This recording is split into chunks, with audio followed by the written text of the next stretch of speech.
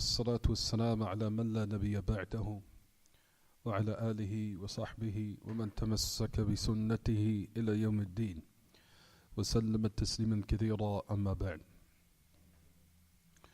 We continue 7:50 p.m. Wednesday, March the 20th, which is now the 14th of Rajab, or the 14th night of Rajab, Shahr Rajab, the year of 1440 after the Hijrah of Mustafa alayhi salatu wassalam. And we were continuing in Kitaab At-Tawheed. We arrived to the last part of the chapter where it says, Bab ma ja'a fi at-taghlidh fi man 'abada Allah 'inda qabri rajulin salih. As we continue in the lesson, the chapter which comes in the severity of the one who worships Allah by the grave of a righteous man. We completed the hadith, if everyone looks in their book.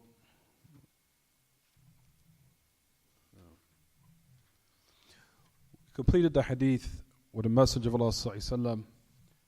We informed that he does not have a khalil from the khalq, from the creation. Rather, his khalil, the khalil that the Messenger of Allah took was Allah subhanahu wa ta'ala himself, just as Ibrahim took Allah ta'ala took Ibrahim and the Messenger of Allah sallallahu alaihi wasallam as khalilain lahu tabaraka wa ta'ala. This is the hadith where we stopped out on the authority of Ali Muslim. As we know, it's in Mukharraj fi Sahih Muslim, on the authority of Jundub ibn Abdullah, that we said, قال سمعت النبي صلى الله عليه وسلم قال قبل أن يموت بخمس إني أبرأ إلى الله أن يكون لي منكم خليل. Verily, I free myself to Allah, not from Allah, to Allah, that I will have anyone from amongst you a khalil. So we know that the Messenger of Allah sallallahu alaihi wasallam does not have a khalil from anyone amongst the creation except Allah ta'ala, as we discussed last class, right everyone? فَإِنَّ اللَّهَ قَدِ اتَّخَذَنِي خَلِيلًا كَمَا اتَّخَذَ إِبْرَاهِيمَ خَلِيلًا وَلَوْ كُنْتُ مُتَّخِذًا مِنْ أُمَّتِي خَلِيلًا لَاتَّخَذْتُ أَبَا بَكْرٍ خَلِيلًا. Verily, Allah has taken me as a khalil, just as He took Ibrahim a khalil. And if I was to take anyone as a khalil, I would have taken Abu Bakr as a khalil.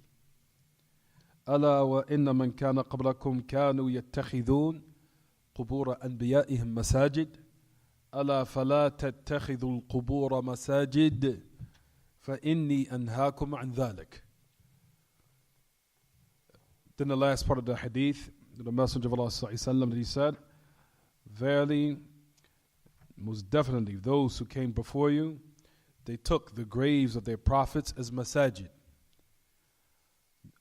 Verily, do not take the qubur, do not take graves as masajid.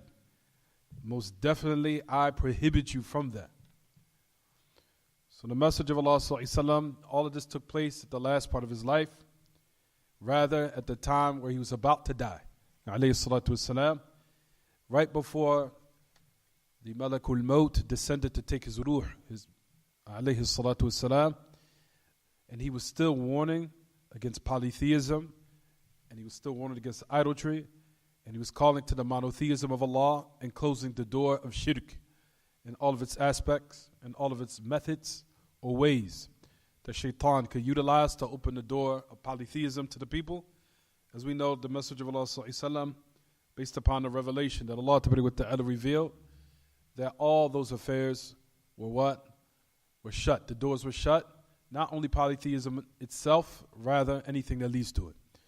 All the doors. And you'll find an example of that here in this hadith, where the Messenger of Allah sallallahu alaihi wasallam was warning right at the time of his deathbed, all the way up to when he was about to die, alayhi salatu wasalam, and he was still calling to monotheism and warning against polytheism and shutting the door that will lead down to its road, or down its road, or to its path, for one can avoid it totally.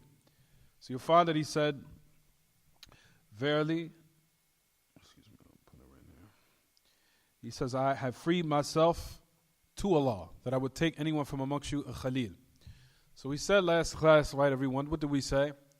That we said that Allah Ta'ala just did not only take Ibrahim, Abu al-Anbiya, Khalil Rahman Ibrahim, alayhi wa ala nabiyyina afdal as-salatu wa tammat taslim. It was not just Ibrahim that was taken as a Khalil. Rather, it was the Messenger of Allah sallallahu was taken likewise as a what, everyone? As a Khalil.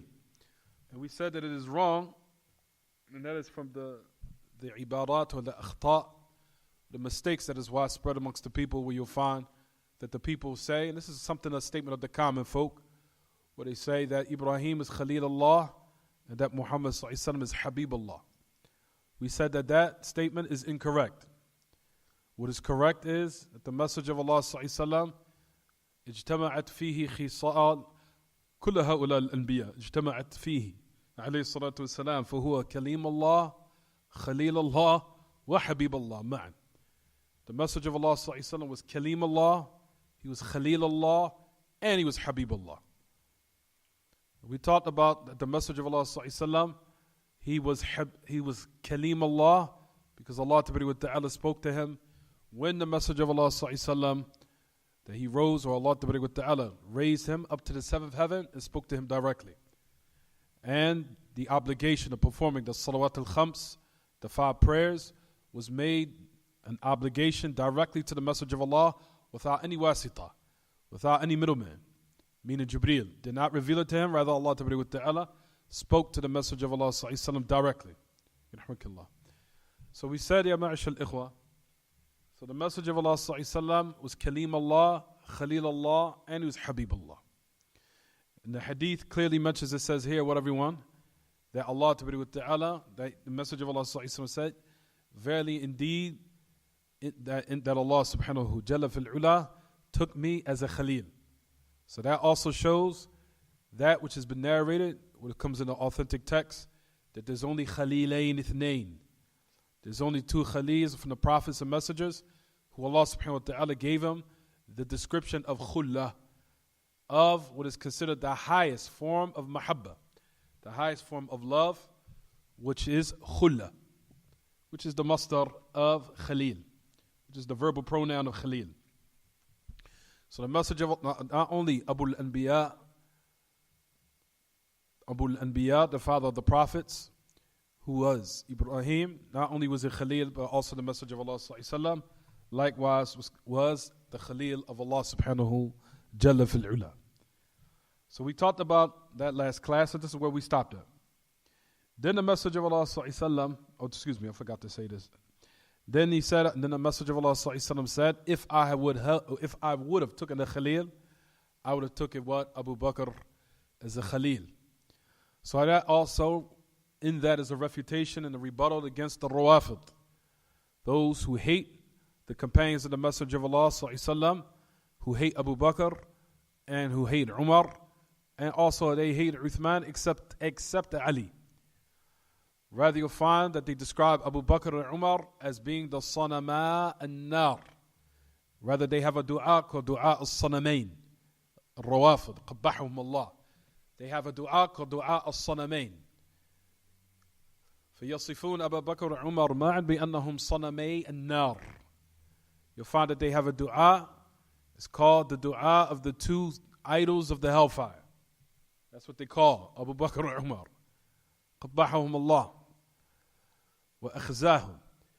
How can it be that the greatest of all creation, after the prophets and messengers, and after the final prophet, who the Messenger of Allah ﷺ gave him the description not only being a Siddiq, rather he was described as having that description of a Siddiqiyah, where he was Abu Bakr as-Siddiq. But the Messenger of Allah ﷺ also gave a high rank that said, if I would have taken a Khalil from anyone, from amongst the creation, I would have taken Abu Bakr. Which is to show the high status of Abu Bakr as-Siddiq, radiallahu anhu ardah, that it's totally in contrast to what the Rawafid and the Shia, what they say about Abu Bakr as-Siddiq, radiallahu anhu ardah. As we described in the said last class, that this is from the different types of narrations that refutes the Rawafid and the Shia.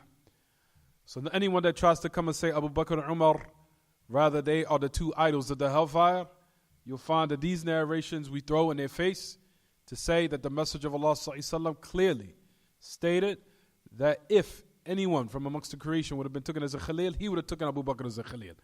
And notice the Messenger of Allah did not say that in the arrangement of who are the best, no doubt, who is Abu Bakr, Umar, Uthman, Ali. But the Messenger of Allah ﷺ had chosen out of all of them who? Abu Bakr. Which was from the narrations, Ya Ma'ashal Ikhwa.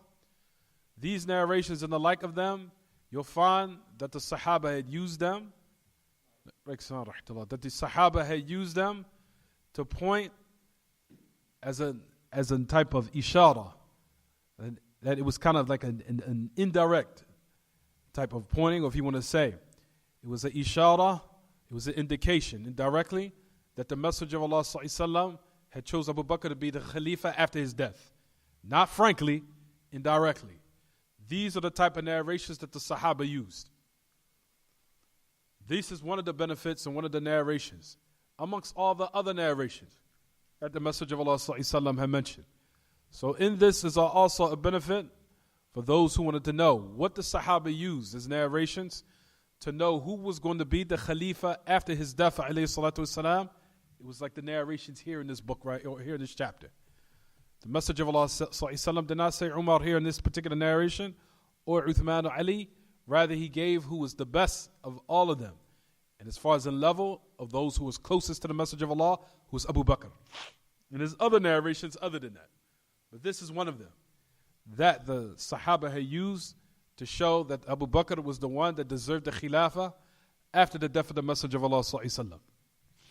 So you find, like we said in this narration, where it says, I would have taken Abu Bakr, but the Messenger of Allah ﷺ said that he took in Allah subhanahu jalla fil ula as the Khalil. طيب, if you look at your book, it says, وَلَا أَلَا وَإِنَّ مَنْ كَانَ قَبْلَكُمْ كَانُوا يَتَّخِذُونَ قُبُورَ أَنْبِيَائِهِمْ مَسَاجِدِ. He says, wasn't it not, verily, before you, those who took the graves of their prophets as masajid? So the Messenger of Allah ﷺ talked about something what the Christians and the Jews fell into from the past. That they fell into something from the past. And as we know, we've been prohibited, especially in the affairs of ibadah, not to resemble the Jews and the Christians. Especially in the affairs of ibadah. That's the highest form of tashbih wa mushabaha. To imitate them in the affairs of worship is the highest form of prohibition. And the Messenger of Allah ﷺ talked about how they deviated in the affair of ibadah, where they took the graves of their prophets as masajid. As we know, ya ma'ashal ikhwa, that the Christians and we'll talk about the Jews too also. But the Christians, as we know of what happened with Paul, as Paul is the one that introduced paganism in Christianity. As Paul was the one who wrote the doctrine that Allah has a son named Jesus, the son of Mary, even though that doesn't make sense. Jesus, the son of Mary. How can it be Jesus, the son of Mary, if you say that Allah is his father? You understand? How can you call him Jesus, the son of Mary, if you say that Allah is his father? Rather, his ascription was to his mother, which is to let you know that what? He does not have a father. That's number one. Number two. Well, you with me? You sure you with me today? Okay. So, the Christians, as we know, Paul was the one that introduced the doctrine of saying that Jesus was the Son of God. Not only that, he introduced that Allah, or Jesus the Son of Mary, you'll find that a lot of it had a lot of resemblance with the different ideologies of the pagans. Paul designed that doctrine in order to cater the pagans and the polytheists. That's what his message was designed towards. He wanted to now make it seeming or acceptable in their eyes, because a lot of the Romans, as we know, were pagans, and they worshiped different deities. So he changed the message of Jesus, the Son of Mary, so it can make appealing to them. So they made Jesus and Allah Ta'ala as if they were kind of like deities that were what? Combined, or that they were gods walking on the planet Earth, or that something of divinity and divine powers were all separate or made one into three, similar to what the pagans used to believe. So you'll find, like I said, even in the Bible, you'll find, like we talked about before, and we talked about this on many occasions, is you'll find in the Bible there's two types of scriptures. You have the that which is pertaining to James. I mean, it's more than those scriptures. But the two types of Christianity that are practiced today separates into James or Paul. James was geared towards more of the pure teachers of Jesus, the Son of Mary. Not King James. I'm not talking about King James. I'm talking about another scripture by James. James was the one in which the scriptures were somewhat still intact, and it was kept in its purest form. In contrast to Paul, Paul made his doctrine all cater towards the pagans and the polytheists. That's why you'll find that a lot of his ways and his statements agrees with polytheism, of someone being the third of three. Or, for example, that there was some type of divinity amongst the Father, the Son, and the deity. You'll find some of the pagans used to believe similar to that with their own deities.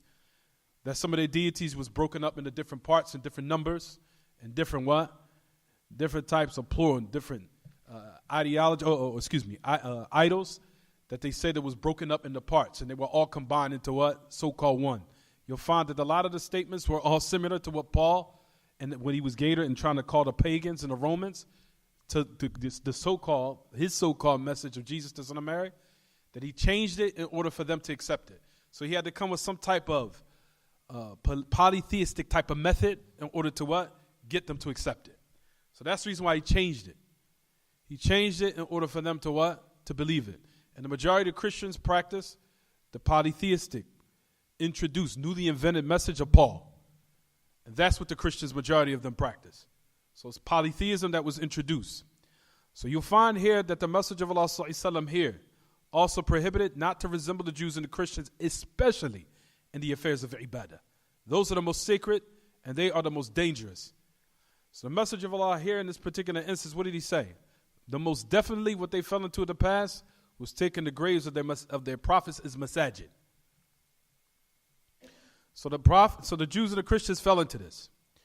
You'll find that the great Imam Shaykh al-Islam Taymiyyah wrote in a book called Iqtida' Sirat al-Mustaqim fi Mukhalafati Ashab al-Jahim.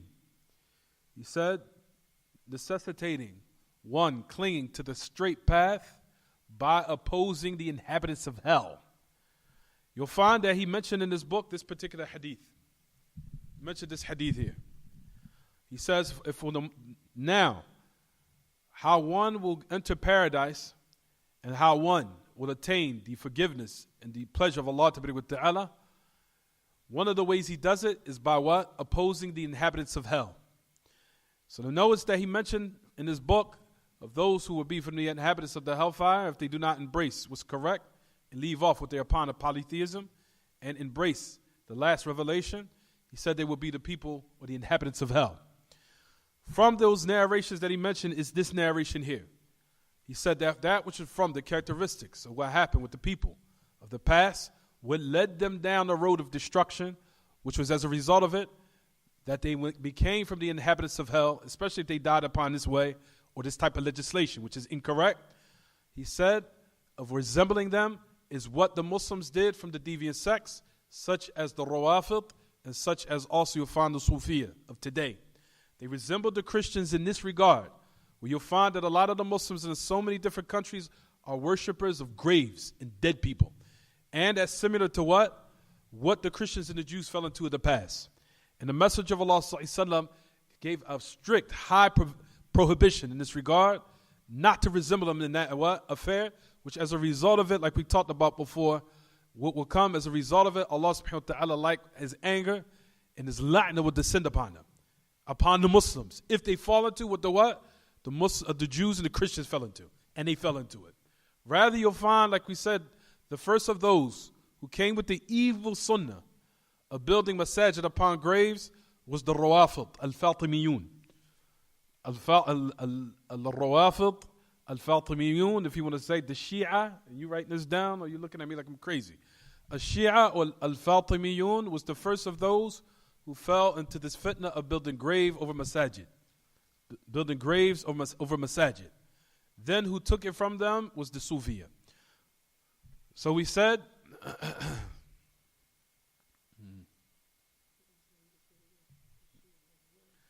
the Shia was the first of those who started this fitna of what? Of building masajid over the graves and taking the graves of their so-called awliya as worship. They used to worship and be devoted and worship by the graves of certain people. The first of those who started this evil sunnah was Ar-Rawafid al-Fatimiyun. Then who took it from them was the Sufiya.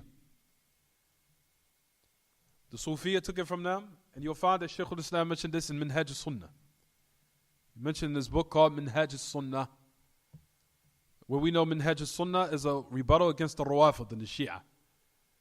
It's the whole book is a rebuttal and a refutation against the Shia. He mentioned inside of that this particular fa'idah. He said, or this particular benefit here, he said that those who build masajid over the graves was the Shia al-Fatimiyun. It was a deviant sect from the Rawafid.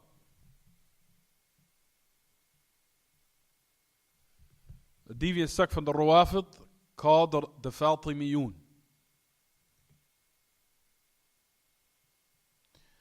And a lot of them in those days especially are located, of course a majority of them are in Iran, but a lot of them are spread out. But especially in those days they were in Egypt and in Morocco.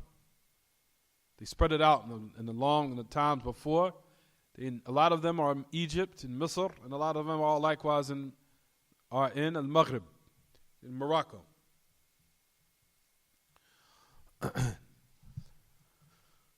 So like we talked about, the Messenger of Allah ﷺ, even though he prohibited this, and he put emphasis on this matter, in this narration you hear, there was a lot of emphasis put in it. You'll find that he said, Allah wa inna man kana qablakum. He said, most definitely what came before you is those who took the graves of their prophets as masajid. He's talking about the Jews and the Christians. He said, will you not, most definitely, do not take the graves as masajid. Verily, most definitely, I prohibit you from doing that. So the Messenger of Allah ﷺ put a lot of emphasis on this.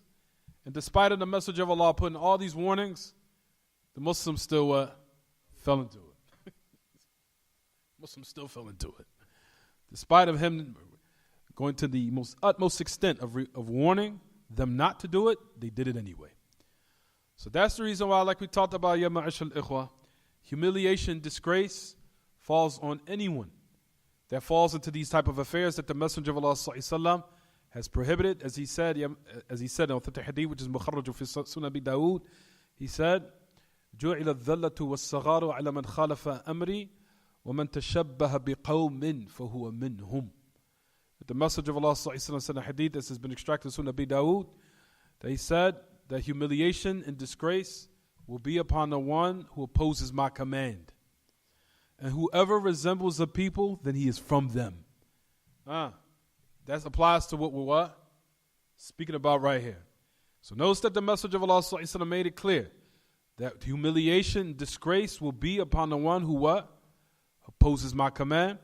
Is that an exception for even the Muslims? Is that an exception for the Muslims? Yes or no? It is an exception for the Muslims. That this doesn't apply to them if they fall into this. Jayyid. That if the Muslims will fall into this affair, likewise, humiliation and disgrace will fall on them. That's the reason why the Messenger of Allah ﷺ warned against these affairs of teaching the ummah of what will be the reason of their downfall and their demise and their destruction. And he warned against it, and he gave explicit detail. And from them is here in this narration. He gave clear detail what to do and what not to do. And despite of that, the Muslims did it anyway. And you'll find, like we said, some of the Sufiya and the people who have desires, saying that the reason why the Messenger of Allah ﷺ prohibited this, he says, أَنَّ الْعِلَّ فِي التَّحْرِيمِ هُوَ النَّجَاسَةِ. They said the reason why this affair was made unlawful here in these narrations, because the graves are dirty. It's not because it's shirk, it's because the graves are dirty. Is that right? That's incorrect. That's kalam, that's batil. He's talking about what? The Messenger of Allah ﷺ was talking about warning against falling into polytheism. And he's trying to shut the door of anyone falling into it. So he's talking specifically about upholding and maintaining Janab At-Tawheed, the monotheism of Allah Ta'ala, whereas at the same time he was shutting the door what? Of polytheism. And all of its methods or its doors, or that its ways that would lead down to its road. طيب. So like we said, the illat al-tahrim, but the reason why it's made unlawful and prohibited here is not because the dirt of graves is dirty. Rather, the meaning of it is because the Messenger of Allah ﷺ was warning against idolatry and polytheism. That's the reason. طيب. So when the Messenger of Allah ﷺ, when he prohibited these matters, he was warning against taking the graves as masajid. And he put emphasis on it. Do not take the graves as masajid. We said that it means what, everyone? 3 affairs. What's the first one?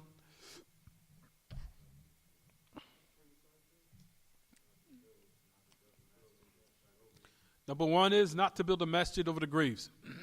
That's number 1. Number 2?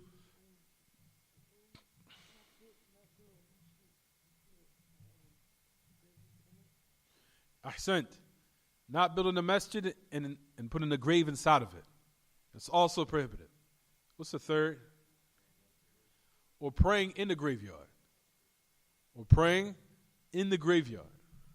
Prostration, ruku', sujood, all those affairs are prohibited in the graves, in the graveyards. Not to do that by the grave. So the hadith is comprehensive for all 3 of these what? These meanings as we mentioned. So the Messenger of Allah prohibited this matter at the last part of his life.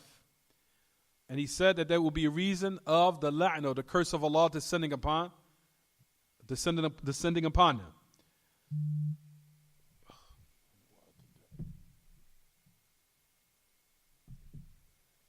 I had to watch it because of something. But anyway, he prohibited that in the last part of his life. And as a result of it, like we said, due to the fact that some of the people fell into it, as you see, humiliation, disgrace has been made upon the Muslims as a result of these matters. Have they committed the most evilest of affairs, the most ugliest and vilified matters, the Muslims have committed it. Some of the Muslims have committed it. And as a result of it, like we said, you'll find that humiliation, disgrace, and weakness has been put upon them. And it is the most ultimate humiliation that the la'na of Allah descend due to the fact that the Muslims are practicing polytheism, wal-'iyadhu billah. So if we go on to the next one.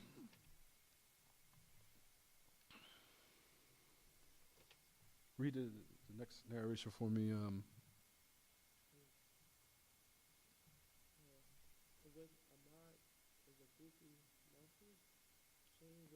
No. Read the narration where it says, verily he prohibited in the last part of his life. Then he cursed. And it was in the context of the one who did it. Who does it.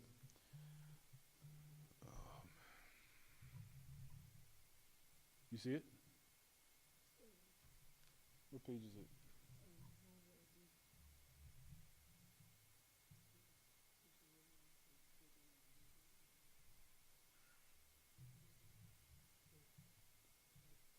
Tfadal, read it. Raise your voice. He said it. Raise your voice. Come on.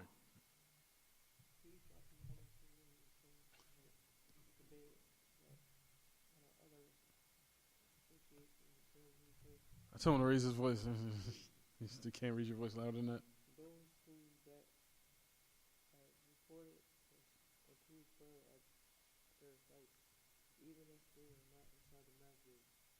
This is the meaning of the saying. They put that. That's how they translated it. Even if they're not inside of their masjid. That's how they translated. Read it from the beginning again. Canva.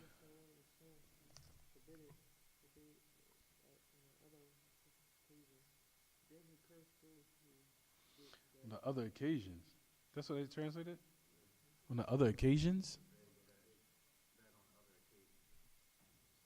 No, it says he prohibited in the last part of his life.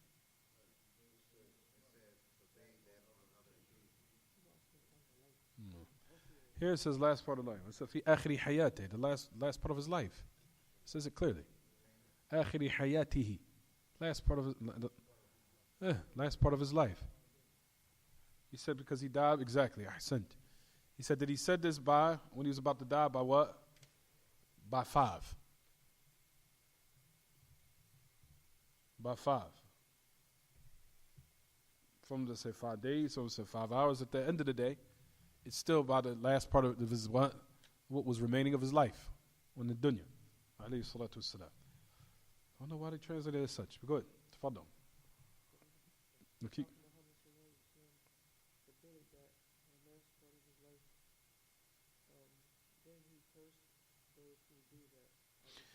Why is Sheikh Muhammad Abdul Wahhab rahimahullah, why is he mentioning this? Who is he refuting? I just said it. The Jews and the Christians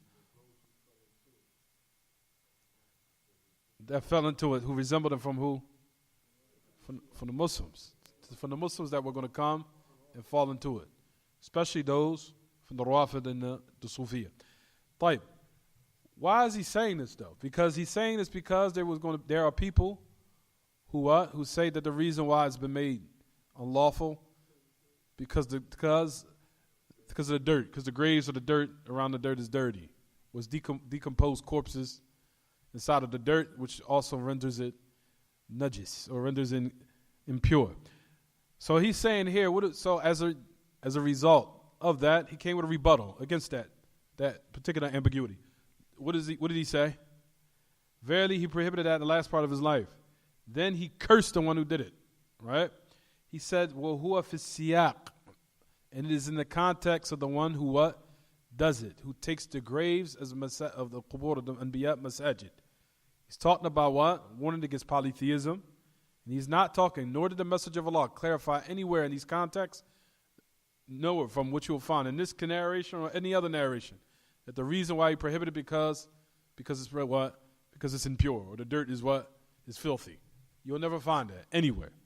He's talking all about polytheism. He's talking about warning against what? Polytheism and idolatry.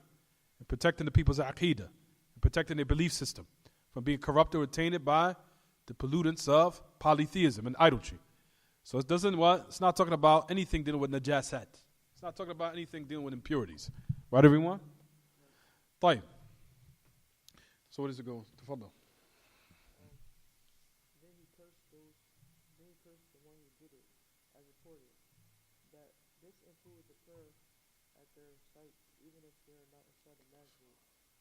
So the companions will not build a masjid over his grave, and every place intended for the prayer is a place that is taken as a masjid.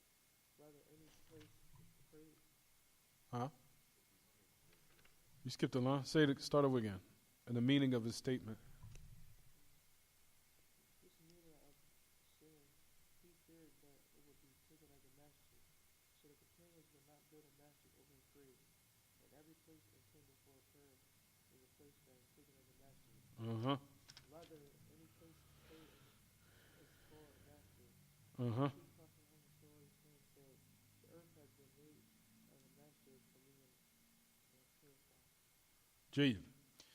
So what did he go on to say here? He said, "Salatu indaha min dhalik wa in lam yubna masjid." He says also praying by a grave is from that. So he's talking about even though there's no masjid built around it or on top of it. So he's clarifying the other meaning that we just mentioned, that the meaning of taking the graves as masajid is praying in it. So he said here, "Was-salatu indaha min dhalik." From that prohibition is praying the prayer in the graveyard, even if there's not a masjid built around it on top of it. Right? He says, and that is the meaning of the statement, khushiya and yutakhadha masjida. In another narration, khashiya and yutakhadha masjida. He says, and that was the meaning of the hadith where he says that the Messenger of Allah feared that his grave would be taken as a masjid. For verily we said that the Sahaba, for in the Sahaba, he what? You'll find that they never built around the grave of the Messenger of Allah sallallahu the masjid. Meaning during his time, right after his what? His death. That's what they're speaking about. We're not talking about the expansion of that was done later on. We talked about what happened during the time of the Sahaba directly after he died, alayhi salatu wasalam. There was nothing built around the what? The Messenger of Allah sallallahu alaihi wasallam either, where they used to pray inside of the house of Aisha, where they used to go in it, or they used to pray near it, or they built a huge masjid right directly next to Aisha's house, or they used to pray by it, or they used to pray in it. You'll never find that. As far as the masjid of the Messenger of Allah sallallahu alaihi wasallam that we know is in close proximity of Aisha's house. But like we talked about before, initially it was what? The foundations of Aisha's house was outside the masjid. Wasn't inside at all. And keep in mind, like we talked about last class, we said that the Messenger of Allah sallallahu alaihi wasallam is buried inside the house of Aisha. He's not built what? He's not buried in the masjid. A lot of people use that as an ambiguity and as a what? A shubha. The Messenger of Allah is buried in Aisha's house, not in the masjid. Is it clear what I'm saying, everyone? And he's still in the house of Aisha radiallahu anhu ardaha, mother Aisha radiallahu anhu ardaha. He's still buried in there. And also likewise, like we said, it was put around it, all those three walls to protect it. So no one could go inside of it, or no one could try to violate or transgress the boundaries that the Messenger of Allah sallallahu alaihi wasallam has set as far as in regards to his grave, in which he said alayhi salatu wasalam in that dua, where he asks in Allah ta'ala, not that his grave be taken as a Eid. There's another narration that he mentions sallallahu alaihi wasallam that, oh Allah, one narration he says, do not take my grave as a wa'id. There's another narration which we'll talk about inshallah, where he said, oh Allah, la tusayyir qabri wathanan yu'bad. There's another narration where the Messenger of Allah sallallahu alaihi wasallam said, do not make my grave as a wathan, as an idol that will be what? Worshipped. There's a lot. So all those du'as the Messenger of Allah sallallahu alaihi wasallam mentioned, and as Ibn al-Qayyim mentioned in his Nuniyah, it is tremendous poetry. And if I said, if a person memorizes Nuniyah, Ibn al-Qayyim, you'll be an asad, you'll be a lion of the Sunnah and Aqidah. You'll be a ferocious lion in Aqidah, very strong. As Ibn al-Qayyim said in this poetry, فَقَدْ دَعَ النَّبِيُّ رَبَّهُ دُعَاءَهُ فَاسْتَجَابَ اللَّهُ دُعَاءَهُ فَأَحَاطَهُ بِثَلَاثَةِ جُدْرَانِ. Still with me?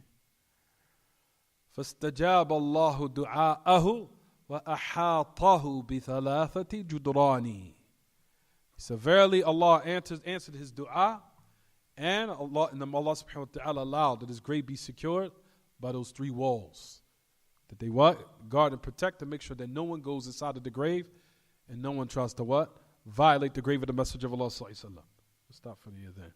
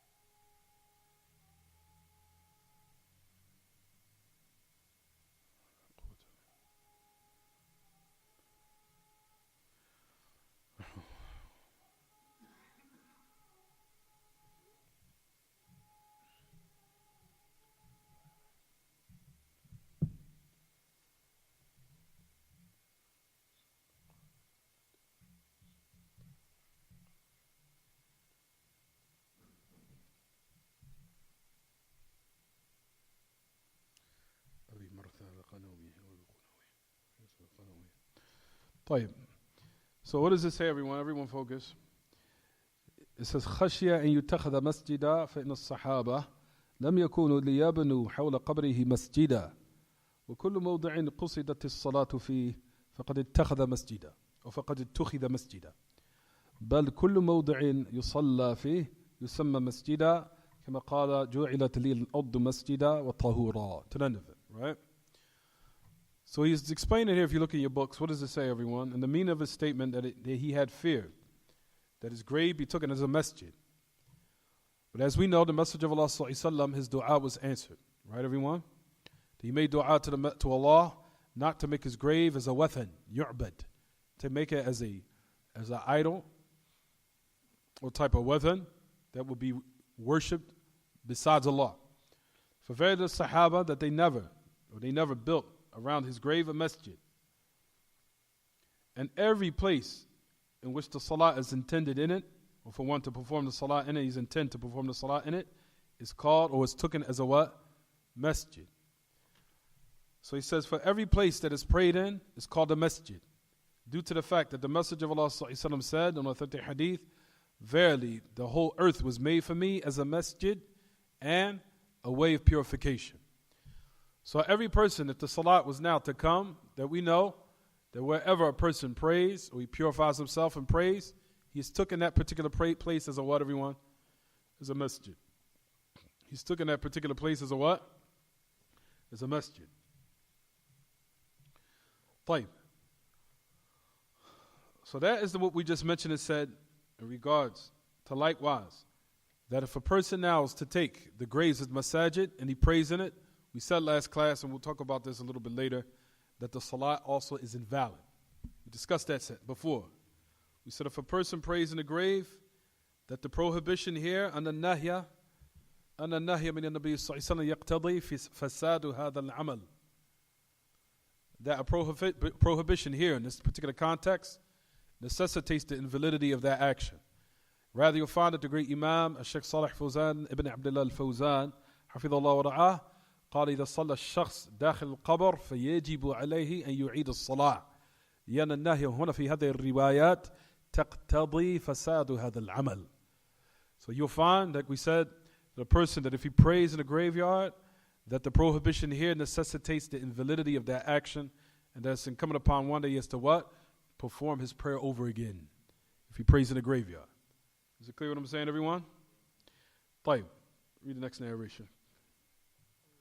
On the authority Ahmed bisanadin jayyid. On the authority Ahmed with a good chain. You read it. Mm-hmm.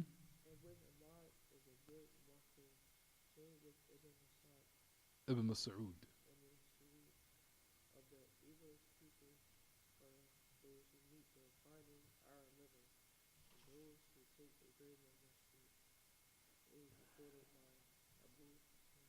أبو حاتم في صحيحه.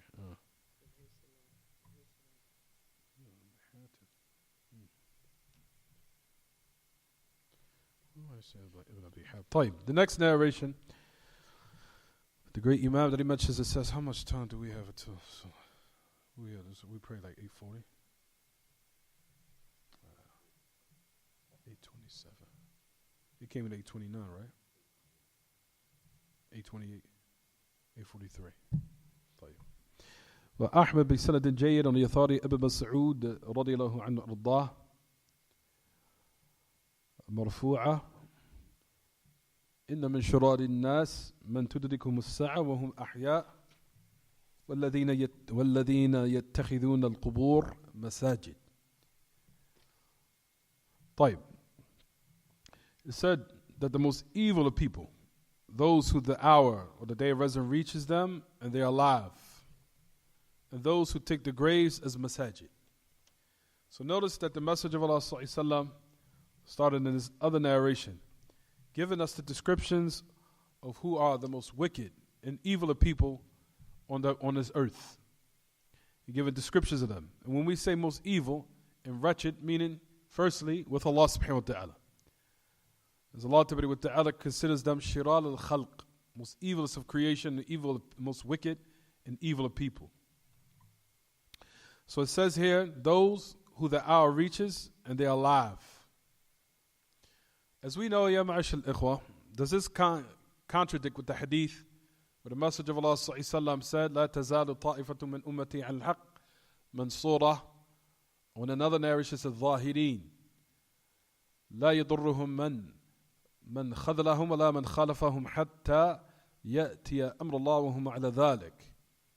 There's an opposing narration where the Messenger of Allah ﷺ said that there will never be, or there will never cease to be, a group of my ummah that will be what?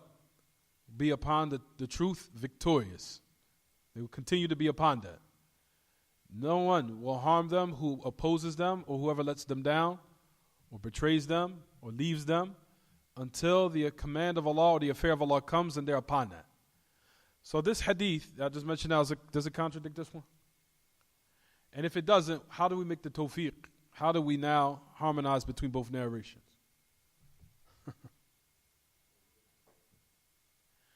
That hadith says here, if you look in this hadith, it's saying here basically there's not going to be anyone of Tawheed left.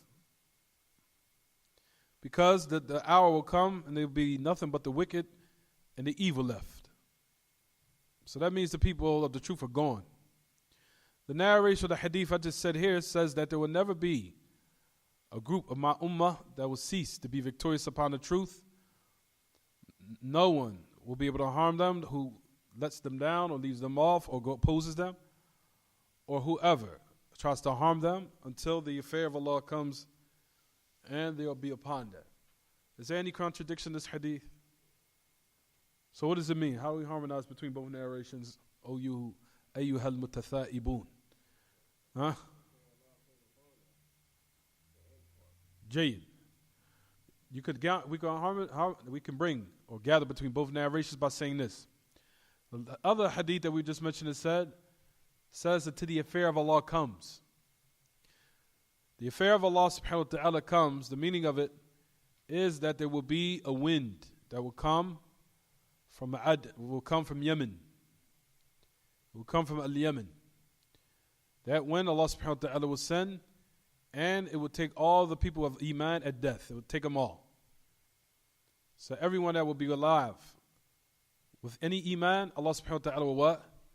Will take them until there will not remain in the earth except the most wicked of creation, the most evil of creation.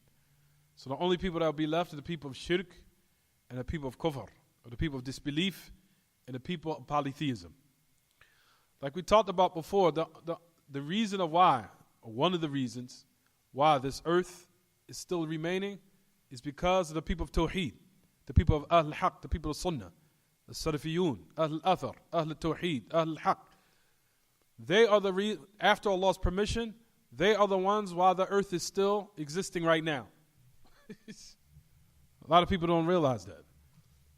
The reason why this earth or this dunya is remaining right now is because there's still remnants of Tawheed and its people. That's the only reason why this dunya is left. There are people who still unify Allah in His worship that are left. Even though they're getting smaller and smaller and smaller and smaller. Each day and every generation they're getting smaller and smaller and they're decreasing. But however, as we know, when the people of monotheism and the people of the haqq are gone, that is the dalil ala qurb as-sa'ah wa ala kharab al-alam. That is the indication of the time that the hour is now about to be established and that the dunya is about to be destroyed. Because now the purpose of why Allah created the creation is now gone. Once that's removed from the dunya, then there's no reason for the dunya to be left. Is it clear? Once the people of Tawheed are gone, the people of Sunnah are gone, the people who follow or traverse the correct path, was holding on to the revelation, the pure understanding, and the correct methodology, and the correct understanding, once they are gone, that is the indication of the hour about to be established, and that's the indication that the dunya is about to be what? Destroyed. Allah subhanahu wa ta'ala is about to what? Destroy it. As a result of that, the monotheism is gone, and the reason why the creation was created is now been what? It's been eradicated. Nobody's doing or fulfilling the purpose of why they've been created. So as a result of it, the alam or the destruction of this existence now will what? Be imminent. That's the reason why it will take place. So the reason for why there's remaining some time here on this dunya, even though the people of the truth are diminishing bit by bit, You see it all around the world, all around the dunya, that the circle of Ahlul Sunnah are becoming smaller and smaller and smaller and smaller and smaller. And the death of the ulama are drawing near. The death of the ulama, the true ulama, not just ulama بالتسمية ولكن أهل العلم العلم الذين هم يستحقون هذه التسمية حقا. The true ulama are dying off. They're all getting old. Sheikh Salih Fawzan is now in his 90s. Sheikh Rabi' is in his 90s. Sheikh Ubaid is now in his 80s. All those ulama are now that are upholding the Rayat al-Haq are all getting older and older. And that, and Allah knows best, is the times where you see now that the times of true fitna is going to appear, especially after these ulama die. Especially after, and may Allah subhanahu wa ta'ala preserve them. The likes of Sheikh Rabi', Sheikh Salih Fawzan, after they die, Allah knows best, you're going to see al-ajab al-ujab. You're going to see amazing things start to happen after their death. Amazing things of what is you think of people who's not concealing things, and it will all come out, even though it already started coming out. It already started with the fitna of Muhammad bin Hadi. It started already. Couldn't wait till Sheikh Rabi' died. Had to let it out, and other people had to let it out what they had in their chests. And Allah subhanahu wa ta'ala what? Exposed it, manifested to Ahlul Sunnah. So now we said, Ya ma'ash al-ikhwa, as the time goes on, as you said, as we mentioned a couple of minutes ago, the people of the truth are slowly diminishing and their numbers are diminishing. And like we said, the ulama are dying. And that is what? That is the sign that now the hour is getting closer and closer. So you see here that the most evilest of people that will now be on this earth are the people of shirk and tawheed. People of shirk and kufr. And the Messenger of Allah ﷺ even talked about how, we'll pray in a couple of minutes, about 2 more minutes. The Messenger of Allah ﷺ also mentioned how the people the people in which the hour will be established, how their characteristics will be. As you'll find that we said in the narrations, one of them, يَتَهَارَجُونَ كَمَا تَتَهَارَجُ الْحُمُرْ فِي الطُّرُقِ. That you'll find that once shirk and polytheism is established in the earth and tawheed is gone, the sign, or if you want to say the characteristic of respect and boundaries will also likewise removed. Once polytheism is established, all other sins come right behind it. Once there's no knowledge about Allah subhanahu wa ta'ala, then what comes as a result of it, there's no respect for anyone or anything at all. That's the reason why you'll find in the narrations it says that they'll be killing and murdering the roads, left and right. And there will be people who became fornicating in the roads, left and right.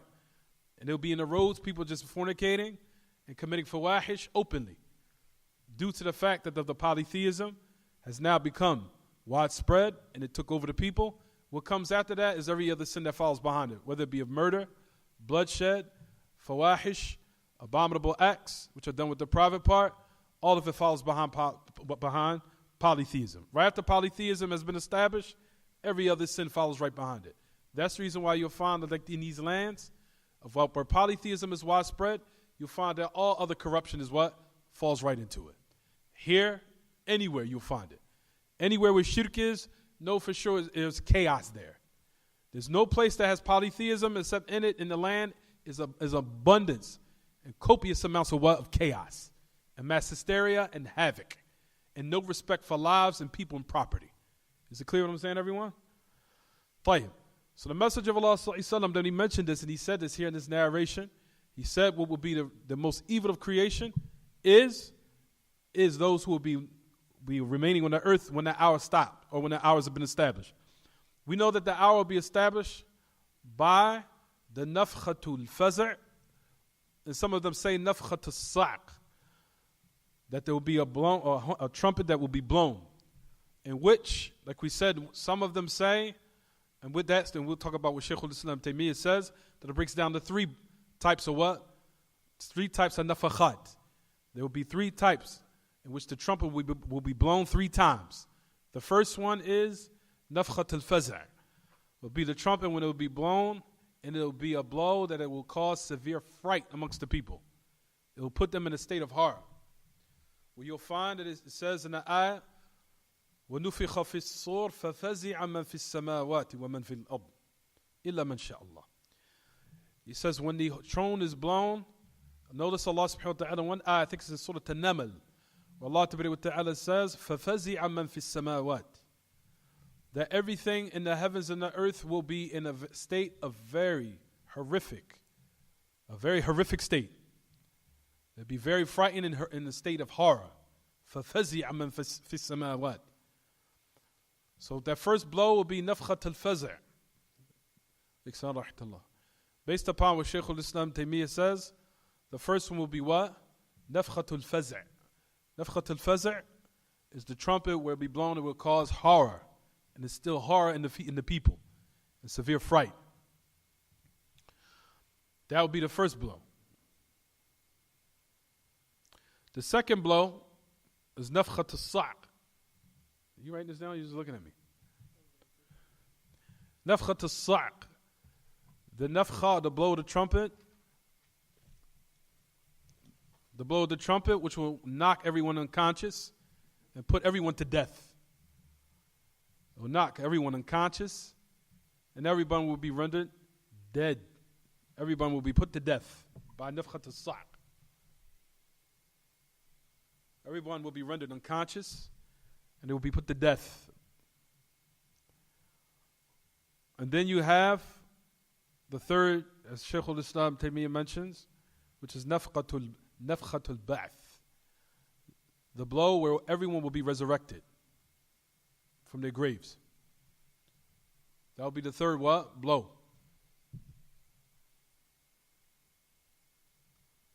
Now you want to say 3 minutes. And that's in the ayah. Allah subhanahu wa ta'ala says in Surah Al-Zumar, وَنُفِخَ فِي الصُّورِ فَصَعِقَ مَنْ فِي السَّمَاوَاتِ وَمَنْ فِي الْأَرْضِ إِلَّا مَنْ شَاءَ اللَّهِ ثُمَّ نُفِخَ فِيهِ أُخْرَى فَإِذَا هُمْ قِيَامٌ يَنْظُرُونَ. There's another ayah which is in the page before the last page of Surah Al-Zumar. He says that the trumpet will be blown. He says where everyone will be rendered unconscious and put to death.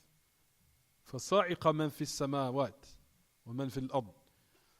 Everyone in the heavens and the earth will be rendered unconscious, except who Allah subhanahu wa ta'ala wills.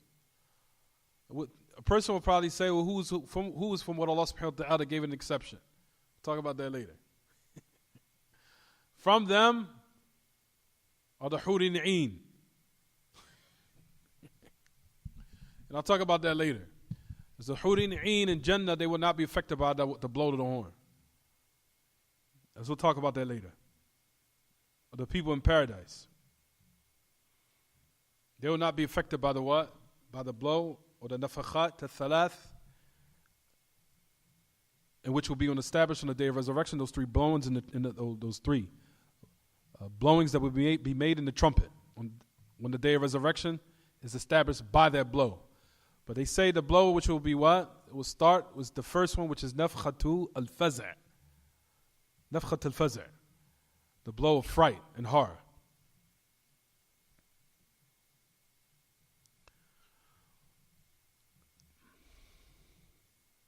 We'll stop here inshallah because brother got to pray.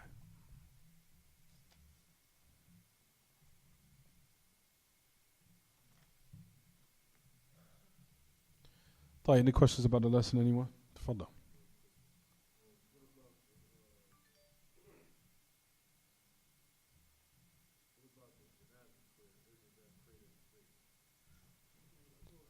Say it again.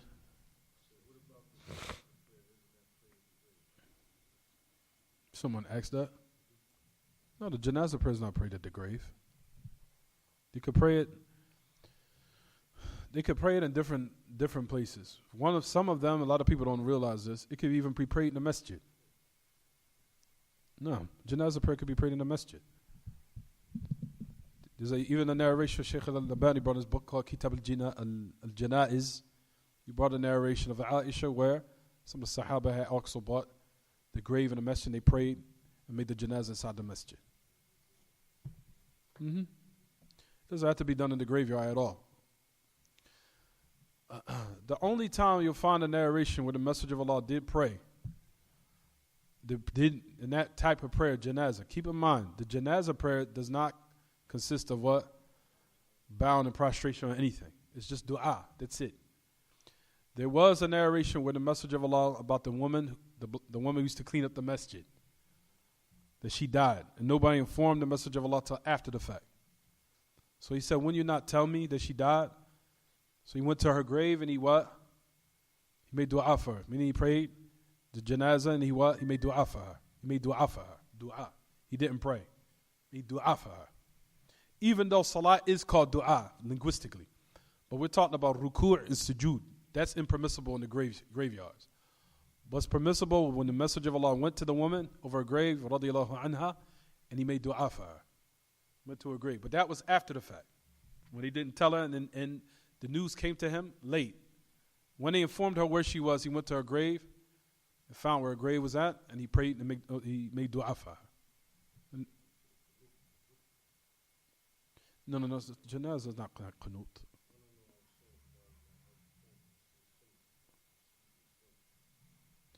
I wouldn't say it's like qunut, but you just say salat al-janazah. It's just it entails standing. That's it. But I wouldn't say it's like qunut. No, tafadhal.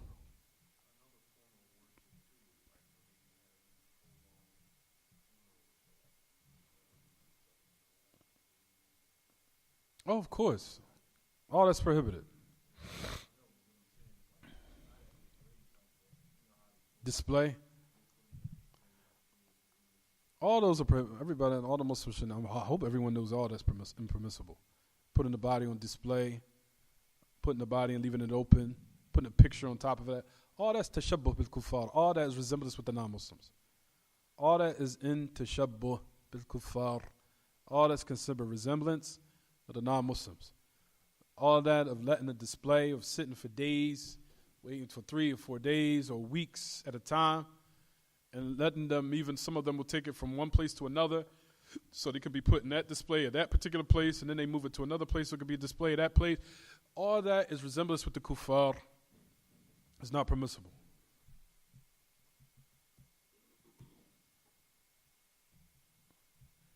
Somebody just come in?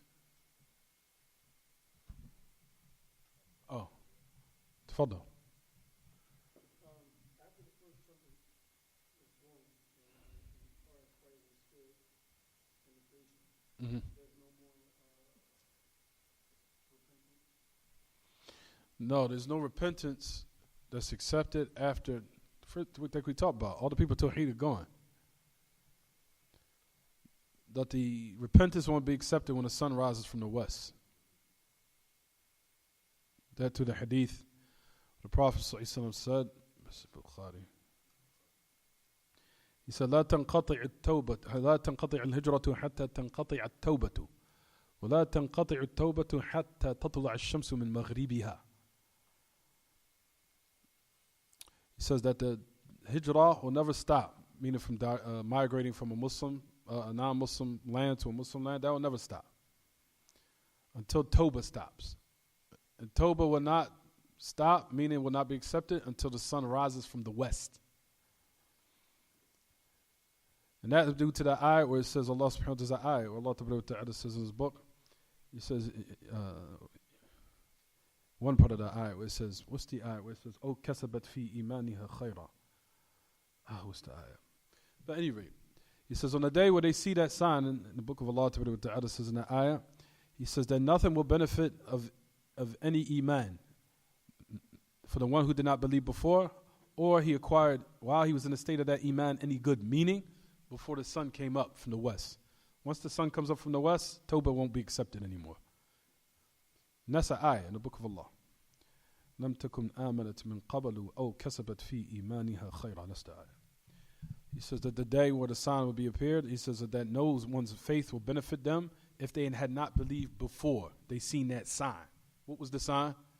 The sun rising from the west. Once the sun rises from the west, nobody's Tawbah will be accepted. Because now they're going to see a clear sign now. Now everyone's going to want to believe. That in that particular moment, no benefit. And that's also, there's another narration which is in Sahih Muslim, Messenger of Allah sallallahu alaihi wasallam also says that the kull yawm, he says, أن الشمس تسجد تحت العرش. He said that every day, he said that the sun prostrates under the arsh. How is it? Allahu a'lam. No one shall ask. He says that the sun moves and the sun prostrates under the arsh. That's the belief of Ahl Sunnah.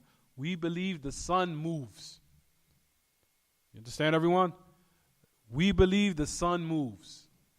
The sun is not complacent. The sun is not just sitting in one place, as the people say. We believe that the sun moves. Likewise, the moon moves. The Messenger of Allah sallallahu alaihi wasallam mentions, it says that the sun prostrates under the arsh. And it asks Allah permission to do that. And then one day Allah subhanahu wa ta'ala will not grant it permission, and He will send it back from where it came from. And on that point, that's when the sun will rise from the west. Hadith is a Sahih Muslim. We got to hurry up, brothers. Brothers is waiting. Tafadhal. Last question, we got to stop. Man, why are they waiting outside? Do me a favor. Run outside. Run outside, see if there's a car out there, because I have some food to get out with it for me. Who's the fastest of you? Run with haste. Run with haste.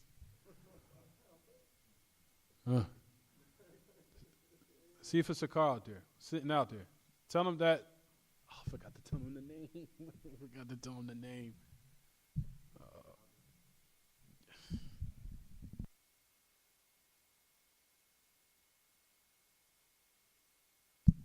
He's not out there? No one out there? All right. What's the last question we got to stop? All right.